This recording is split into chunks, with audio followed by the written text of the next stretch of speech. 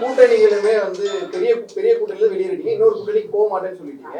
அடுத்த கட்டமாக உங்களுடைய நகர்வு எங்க அந்த செல்லையும் போக முடியாது.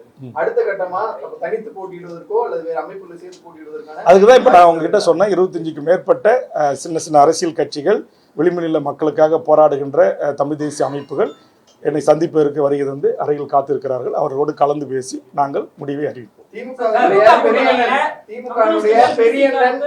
பேச்சுவார்த்தைக்கு சுதந்திரம் இருக்கு அப்படின்னு அந்த தலைவர்கள் சொல்லியிருக்காங்க.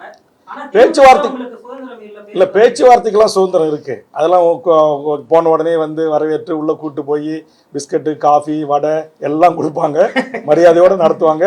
போகும்போது கார் வரைக்கும் வந்து வழி அனுப்பிச்சு அனுப்புவாங்க. அதெல்லாம் அது சுயமரியாதை இயக்கம். நான் ஒரு சுயமரியாதை இயக்கத்திலிருந்து வளர்ந்து வந்தவன் தான். அதனால அதெல்லாம் எந்த பங்கமும் கிடையாது. அது எதுல சொல்றாருன்னா, இந்த 10 அம்ச கோரிக்கையை கொடுத்து இது ஒரு டிமாண்டாக இதை நிறைவேற்றுங்கள், எனக்கு இடம் கூட தேவையில்லை என்று நான் சொன்ன போது எந்த கட்சியும் சொல்லாத ஒரு புதிய ஒரு அஜெண்டாவை, புதிய ஒரு செயல் திட்டத்தை வேல்முருகன் கொடுப்பதில் அது அவர்களால் ஏற்றுக்கொள்ள முடியவில்லை. அது திமுக பேச்சுவார்த்தை குழு வந்து இல்ல, அது வந்து திமுக பேச்சுவார்த்தை குழு கிட்ட நான் இந்த கோரிக்கைகளை கையளிச்சேன். அதை குறித்து இந்த நிமிடம் வரையிலும் அதுல எல்லாம் நாங்க ஒரு சரி 10 கொடுத்தீங்க வேல்முருகன், நாங்க ஒரு 5 நிறைவேற்றி தரோம், நீங்க வாங்க அப்படின்னு எங்களுக்கு அதிகாரப்பூர்வமான எந்த அழைப்பும் வரல. அந்த டிமாண்ட் கொடுத்ததே அவர்கள் வந்து நீங்களாம் டிமாண்ட் கொடுக்கிற அளவுக்கு அப்படின்ற அந்த தோணி இருக்குல்ல, அதைத்தான் நான் பெரிய மனப்பான்மை